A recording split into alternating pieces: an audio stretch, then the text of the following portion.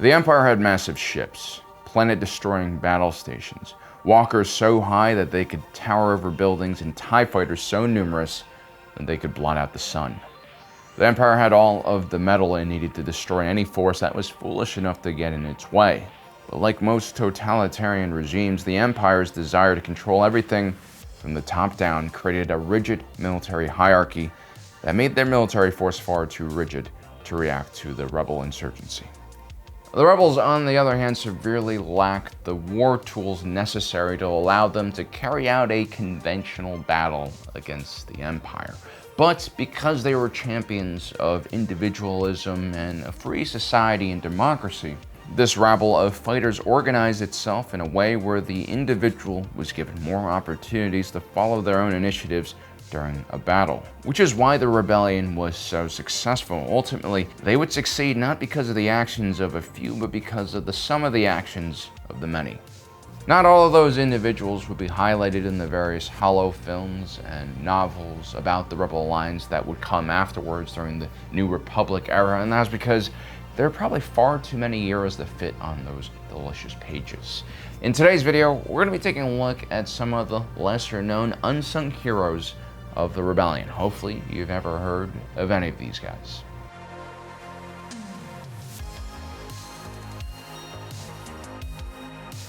Gold Squadron is considered one of the most famous Rebel Alliance fighter units. Many well-known Rebel heroes like Captain John Vander, General Lando Calrissian, and even Ezra Bridger have served in this unit. But in my opinion, the Gold Squadron member that deserves the most recognition is Gold 5.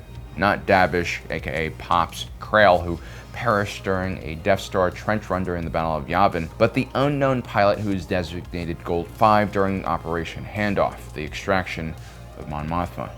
Imperial Senator Mon Mothma had just recently defected from the Empire, and she had barely escaped Coruscant with her life intact. Mon Mothma's freighter, the Chandrila Mistress, would be destroyed during her escape, and she would be transferred to the rebel ship known as the Ghost, which would be escorted by Gold Squadron to the safety of Tatooine. The Empire would end up sending its most advanced fighter, the TIE Defender, to take down the escaped Senator. This would force the Ghost to attempt to lose the Imperials within the Archeon Nebula. During this chase sequence, the TIE Defender locks onto the Ghost's thrusters, and it's just about to unleash a burst of lasers when Gold 5, without thinking about her own safety, immediately places her Y-Wing in the line of fire. She's killed as a result, but her actions most likely prevented the Ghost from being destroyed. At a minimum, her Y-Wing protected the shields on the Ghost, which would be important moments later, when the Ghost attempts to lose her pursuers deep within the nebula itself and is only able to survive the intense heat and radiation because of the ship's shields. Ultimately, Gold 5's selfless sacrifice ensures the survival of Mon Mothma, who would hours later make a speech declaring the establishment of the Alliance to restore the Republic and mark the official beginning of the Galactic Civil War.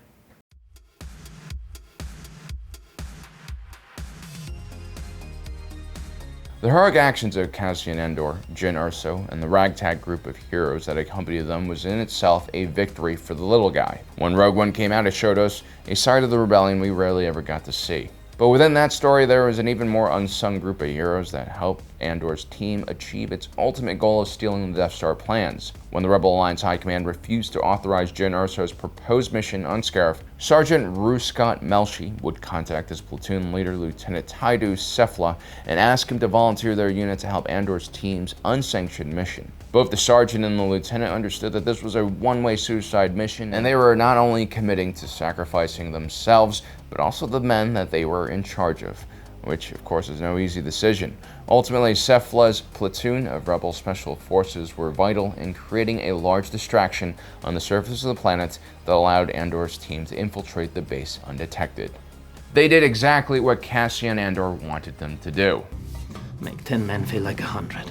Sefla's Special Forces unit was exactly what Rogue One needed at that point in history to succeed in their very important mission.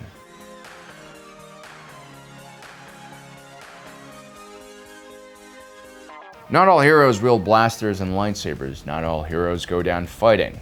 Because being a hero is not just about the actions of an individual, but the results of one's work and what they set out to do. Captain Deacon Esso was an engineer that served with the Alliance to restore the Republic Navy. He never fought or served on board of the Rebel Alliance's various corvettes and frigates, but nevertheless, his work can be seen all throughout the Rebel Alliance's naval fleet. You see, Deacon SR was stationed on the planet of Corellia, which was occupied by the Empire. He would be a part of the Alliance's secret engineering team that worked alongside Corellian Engineering Corporation, which was also building ships for the Empire, to supply the rebellion with corvettes, frigates, and also maintenance parts for those ships. CEC was responsible for the construction of Imperial ships like the Gazanti-class cruiser, but they also built the famous CR-90 blockade runner and the Smyrna-class Hammerhead corvette, amongst other ships.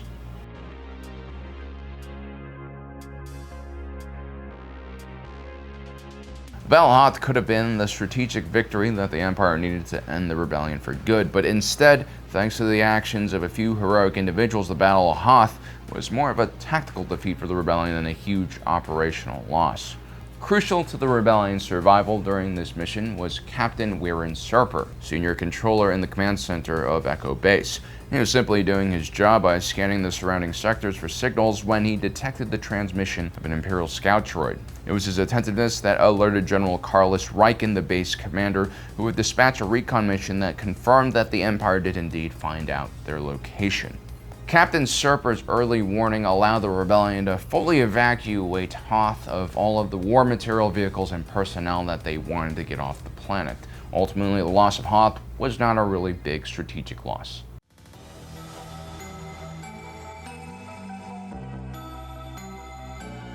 Lieutenant Ramus Navander also worked as a controller in Echo Base's command center. He made an equally important detection that would help the rebels survive the upcoming battle. You see, when ships are approaching a destination via hyperspace, sensors can actually detect Cornell radiation emitting from that ship. It was really the only warning you could get that a large fleet of Imperial Star Destroyers were approaching your sector.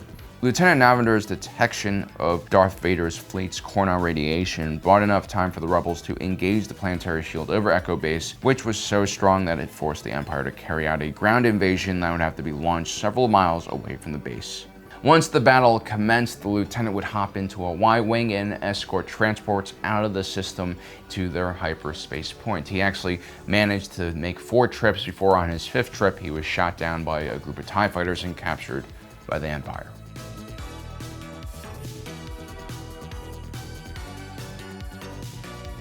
Another non-combat staff officer, Tigran Yamiro, would prove to be incredibly important during the Hoth evacuation. Lieutenant Yamiro was a senior logistics officer and deck officer at Echo Base.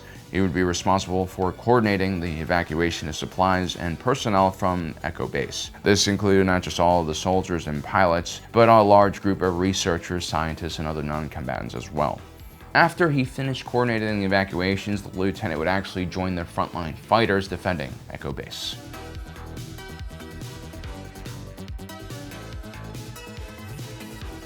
Colonel Leddick Fyrus was in charge of the Rebel Alliance Army contingent of soldiers and was placed in charge of the base's ground defenses. Hopelessly outgunned and outnumbered by the heavily armored Imperial Strike Team, Colonel Fyrus did the best he could with the personnel available. He basically set up a very deep defensive line that allowed his soldiers to continue to fall back to various locations. Knowing that his men would be hopelessly outgunned, he ordered his soldiers to fight a delaying action but preserve their lives, and retreat the second the Imperial forces got too close to their lines. They were ordered to continue to fire and retreat until they reached Echo Station 37, where they would attempt to extract with the rest of the rebellion.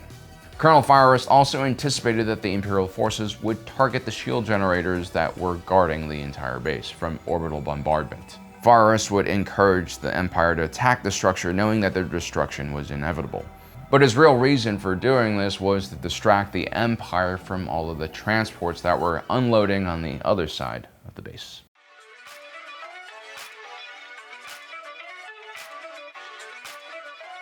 Willard Blissick was one of the premier starship designers for the Republic Navy. He worked for companies like Quad Systems Engineering and Rendelli Star Drive. He created some of the most iconic ship designs in galactic history, including the Delta VII Aether Sprite and also the Victory-class Star Destroyer.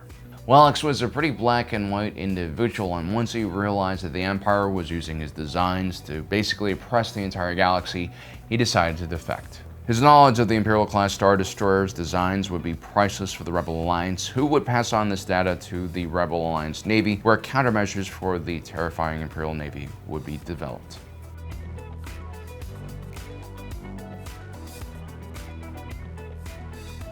Hazram Namir started out the galactic civil war on his home planet of Crucible. This was a terrifying backwater planet where low-tech warring clans fought each other constantly for territory. When the Rebel Alliance 61st Mobile Infantry carried out an operation onto his home planet to destroy the local Imperial garrison, Hazram Namir had never seen a starship up close.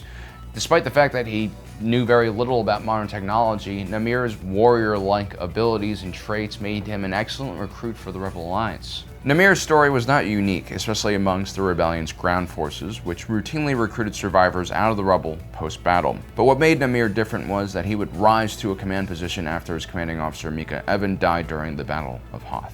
Namir would actually play a crucial role in helping free the entire planet of Solus from Imperial occupation.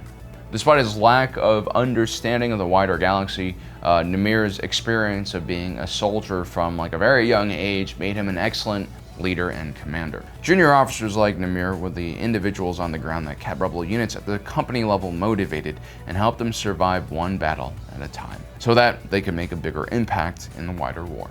So there you have it, guys, 10 little known heroes of the rebellion. Let me know in the comment section below if you know any other rebels who died heroes but didn't get the recognition they deserved. Well, guys, I hope you enjoyed today's episode. Don't forget to subscribe and hit that notification button down below so you don't miss out on the rest of our awesome content. As usual, my name is Alan, reminding you that my allegiance is to the Republic, to democracy.